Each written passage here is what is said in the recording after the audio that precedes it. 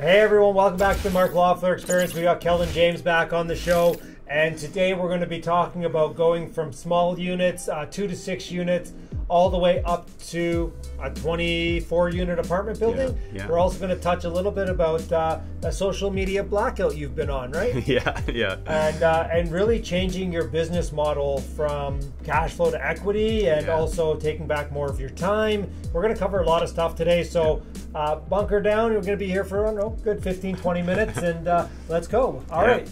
Welcome back. Appreciate it, Mark.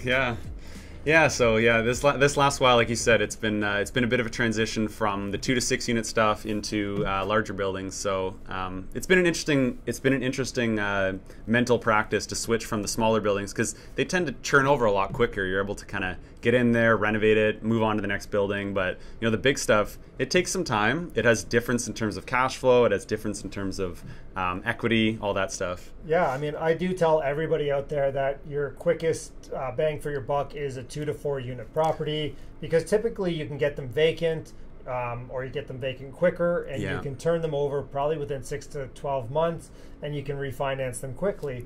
Whereas I know with my apartment buildings, I'm 2 to 4 years on a refinance on most times in Ontario. Yeah, no, absolutely. And Ontario's slow for it. Alberta, I can do it in a year. People are turning over a little quicker there. While you can return them over a bit quicker. Absolutely. No, it's been, I think like one of the big advantages, like you said, is speed. And like speed, especially in the early stages when people are starting to first build their portfolio, speed is super valuable, because you know, the more you can start with, the more it can compound over time. So and that's the thing. Like if you have, like on one of these buildings, you could probably put down $500,000 and buy it, but it's going to take you 2 to 4 years to be able to go ahead and, you know, refinance that out. Whereas the velocity of money on the smaller stuff, if you can go take that $500,000, buy 2 properties, and have that money back within a year, and go do it again. Exactly. Right. Exactly. And you're just turning that money quicker and quicker. And so you're doubling the money quicker and quicker. So now you're sitting, I mean, it's something like you did. Yeah, exactly. Like for me, for the first 52 units I got up to was all with 2 to 6 unit buildings, all mostly with Scotiabank financing. You know, you're able to get, you know, 80% loan to value, 30-year amortization, like great interest rates. You're able to qualify with your, you know, day job income if you have that, and like that allows you to just access some of the best financing available, and take on buildings that generally are going to probably cash flow a little bit better, especially if you're in the 3 to 4 unit range, because you're kind of topping out on that, like, you know, in that residential financing range, but you're able to generally cash flow better from things like that versus single families or duplexes. I mean, you basically can't cash flow on a single family anymore unless it's a student rental in Ontario, depending on where. I still know some townhouses that, at least, well, I mean, 6 months ago, we sold somebody a townhouse and they were cash flowing a couple $100 Yeah, true. Yeah, I mean, so a little bit for ago, sure. But I mean, I think rents will catch up and you'll be fine again. But. And like a big part of the goal, you know, like for a lot of people, is to build up enough cash flow that they can feel comfortable quitting their day jobs. So like if you want to get places that are cash flowing like $700, $1,000, like plus, like,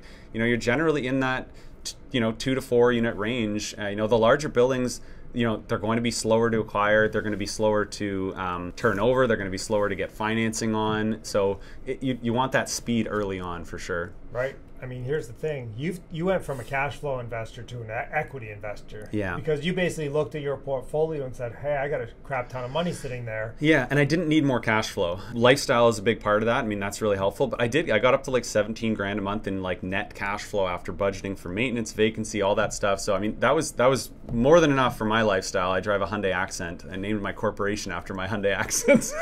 It's Accent Real Estate. There you go. All right. So, but yeah, my lifestyle is not particularly expensive, and I didn't need any more cash flow. So I went, well, you know, as a real estate investor, how do you figure out how much money you're making? It's a blurry mess, right? So one of the best ways I've found to do that is look at your net worth month by month or year by year and go, okay, that's how much I made in the last 12 months. I mean, that's your income, essentially. Like, that's what you've made during that time. Just don't tell the government about that. No, yeah. Well, eventually they'll find out when you sell, but I mean, in the meantime, it's tax-free when you're refinancing. So you realize a lot of the spikes in your net worth are coming from acquisitions, from forcing appreciation, not necessarily from cash flow, but you do kind of want, a lot of people want that cash flow in order to feel comfortable leaving their day job, unless they're replacing it with some other form of active income. Right, because you left your day job around 29, right? Yes, yeah. I quit my day job up at 29. 10 years ago. Yeah. It was two and a bit years ago. Yeah, it took me about 2.5 years to get to like 32 units, and not long after I got to about the 52. I left my day job when I was 29. All of my mortgages at that point, pretty much all of them were with Scotiabank, other than like a sixplex which I got with RBC, because RBC can do residential financing on 6 units. In a corporation. Yeah, actually I did, and I did all of those personally owned. So the first actually 11 buildings personally owned, which is a little bit probably further than you should take it, but it if people are like, works. Yeah, if people are always kind of freaking out a bit about when should I get a corporation going. You don't need to. I mean, it like there's talk to your accountant and stuff, and it really depends on your tax planning, your situation, how big do you plan on scaling. If you have 5 buildings now and they're personally owned, and you're like, I'm thinking about scaling up to, I really want to take on a lot now, then at that point you probably want to consider some kind of a corporate structure, maybe 3-tiered or otherwise. Well, here's the thing. Like, I don't think I had a corporation until I owned, I don't know, probably same, like 7-8 properties. Yeah, exactly. I bought it all personally because, again, I didn't want to spend the money on the accountant back then. Yeah, I know. And I wanted the money personally, the cash flow, right? Yes, so, I didn't really have a job. So. And it is annoying on the bookkeeping side, having all these accounts and all this stuff, and so it's kind of nice to keep things simple for a while. I mean, that's been the mark, like that's been my approach for most things. All of my acquisitions are done with no joint venture partners, with no significant amounts of private money. It's just burring. I stick with one town. It's all in London, Ontario, personally, so far. Rinsing and repeating the same strategy for years and years now. And I mean, it's been consistent growth. I mean, it's been exponential to some degree. But here's the thing. Somebody will come on here and see, he has, 80-something units 88 units now. 88 units now. It's like, I want 88 units. And it's like, well, you haven't done what you've done. Like it takes time. You've been in this for 5 years now. Yeah, exactly. Right? You've been in this for 5 years. You managed your own properties. You did a whole bunch of the renovations yourself. It's a grind. Yeah. So people want to get to where you are, but they don't want to put in the work you put in. Yeah. It takes time, and it takes intentional growth. I mean, you can be at 80 units in 6 months if you want, but like you're going to have to take on a ton of joint venture partners or a ton of private debt unless you have millions of dollars to start. I mean, there's no way to scale to a point like that otherwise, unless you're leveraging like crazy or using other people's money. If you're doing it the way I've approached it, it's been, I wouldn't call it slow, but slow and steady has kind of been my approach. Like building by building, burr it, take the money out, and if you did borrow any private money from, like, I do a lot of like promissory note, borrow money like that, pay it off, and I don't like to hold large amounts of it. So if you're taking that approach, just continue buying value add properties. Just don't pick up a duplex that's already turned over and you don't have any value to add. It has no equity to build. Yeah. Again, like a big philosophy of mine in the last while has been stoicism, and like the idea of focusing on what you can control, and what we can control as investors is forcing appreciation and cash flow. And it's not market appreciation. That's something that, if that happens, great. That's always been my approach. Of course, it's happened like crazy. I mean, but it's never been the goal. If you just held between December and January, you would have made an extra 12%. Yeah, exactly. Yeah. Exactly. Well, you had the other buildings. So well, exactly. I've been in the market entirely this whole time. I for the first 52 units, I had never sold a building. And once I got to the 52, I went, well, you know what? I'd like to approach some apartment buildings, but I need a lot of money to do that. Like the 24 units I got recently, I paid 3.65 for it, so it was 152 a unit. And I needed about $1 million for the down payment. And by the way, that was on MLS. It was. I had it off market. It's doable. It's doable. MLS is doable, but off market has a lot of value for sure. But I mean, I was in touch with these people off market for 6 to 8 months before they hit the market, and I did get one of the deals. I got an 8plex done with them privately, and then there was just enough people involved on that side of the transaction that they're like, we want to expose it to the market, even though we like your offer.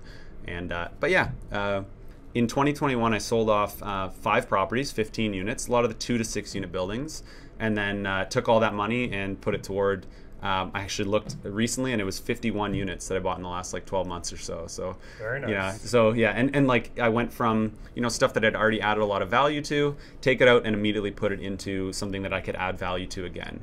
I like to be exposed to the market as much as I can be, within reason, and without being crazy leveraged. And yeah, that's been my approach. And buying and holding has definitely been one of the most valuable strategies anyone could have had in the last 5-10 years. So yeah, just hodl. Yeah, hodl. Yeah, hodl real estate. So yeah, that's all I'm doing, hodling real estate. I'm hoping the market makes me a genius in Edmonton. Yeah, oh yeah, I'd like to see how that plays out for sure. I've got my fingers crossed for. I know a lot of people investing me out too, there. knock on wood. Yeah.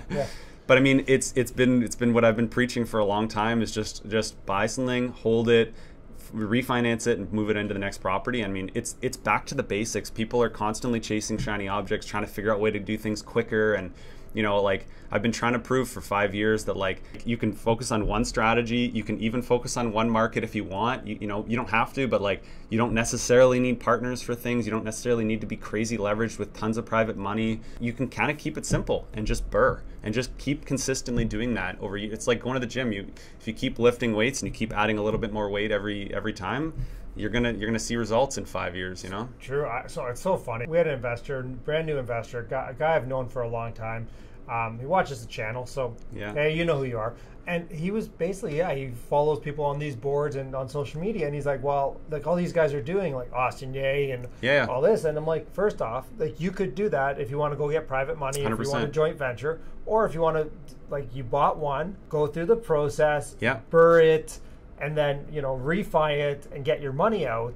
And then we can, you know, like, you want to build legitimacy for yourself. Even if the goal is joint venture partners, do a few deals yourself first. You need to prove to yourself that you're able to make more money than you need to make money for your partners. Or if you're borrowing a ton of private money, you need to make sure that you're making more than the interest you're paying on those loans. 100%, so yeah. You need to prove it to yourself before you take on people anyway. And the thing is like, once you've established your ability to do successfully burr properties, you don't necessarily need, depending on the rate at which you want to scale, you don't necessarily need other people involved anyway. If you have confidence in your ability to buy a property, add value, refinance it, then what's the point in you having another person involved in that deal if you're able to pull that money out yourself anyway? So so you can approach it different ways, and we had a whole video on this topic. So we did. We could approach it like you could look back on that video. We'll link that video down below if you guys want to watch Kellan from before. Yeah. Talk to me a bit about this social media blackout. So you've been off social media for 8 months now, and thanks for coming on the show, because I mean, this is social media. So I appreciate it. Yeah, no, absolutely. It is actually a bit of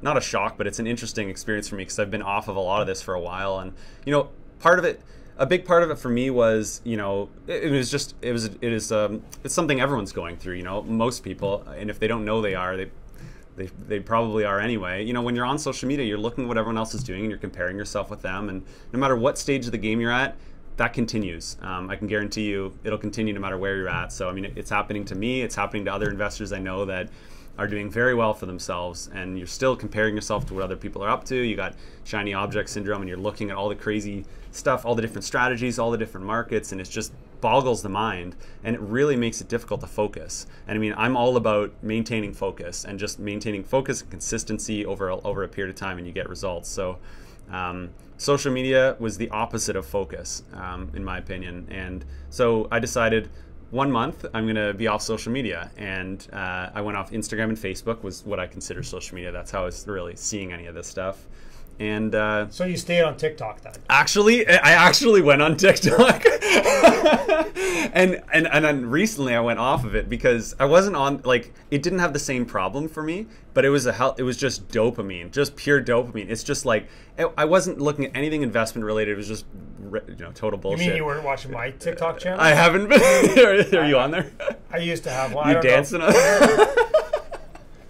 Yeah, no, it was just like, you know, science, like stuff that I enjoy that's outside. And it's actually, I learned a lot of cool things, and I was following some interesting people, a lot of like biology and stuff that's completely unrelated, but man, it's just a dopamine hit every time. So like you like, people are rarely in a place of active restfulness unless they're sleeping. You know, very rarely do people just sit there by themselves without pulling their phone out. So as of recently, I've been off YouTube and TikTok and Reddit as well. So now when I pull my phone out, it's like, well, I can play chess. Like, I can read a book. I mean, I got the Kindle app recently, so now at least I can pull up a book and read it.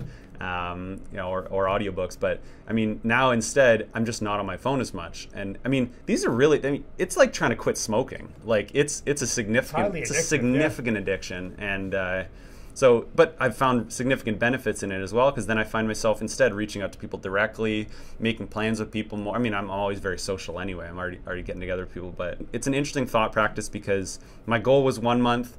And it's been 8. My plan now is a year. So my plan is to be off social media for an entire year. And I mean, especially for people who are like myself, who are very active on there, it's a scary thing, because you wonder if people are going to forget what you're up to or forget who you are or whatever. But like, trust me, everyone's still there. You come back after this time, everyone's really still there. That's really just ego, right? It is, absolutely. Yeah. And it's a huge part of it is you get constant feedback. Oh, great job and all this stuff. And it's like, that's almost as detrimental as the opposite, as comparing yourself to people and stuff. Like, getting all this positive feedback constantly is bad for the ego. So it's been an interesting thought practice for me to disconnect from all that. And I'd like to encourage people to consider something like that. Try a week, maybe a month if you're feeling brave, and just drop off it entirely, and then come back, and you'll probably come back to it a lot more intentionally, hopefully. That's my goal when I reapproach it, is to be very little on the consumption side and more active on the posting side. And even that, on the posting side, my intention is to be I want to be very intentional about it and make sure that I'm not another source of poison, another source of FOMO for people to make them feel like they're not doing enough. I want to be instead a source of knowledge and help people on their journey and give them the information they need to rinse and repeat the same process I've had and my students have had. Good. All right. Well, Kellan, thanks again for breaking the blackout on this show. We appreciate it. I mean, you're not going to watch it, but I might. We'll see. Maybe not yet. Yeah. But if you guys like this, definitely smash the like button for the YouTube algorithm. Comment down below if you missed Kellan, if you even knew he was off social media. I didn't. So we'll go from there. Thanks again for coming, Kellan. No problem. Appreciate it.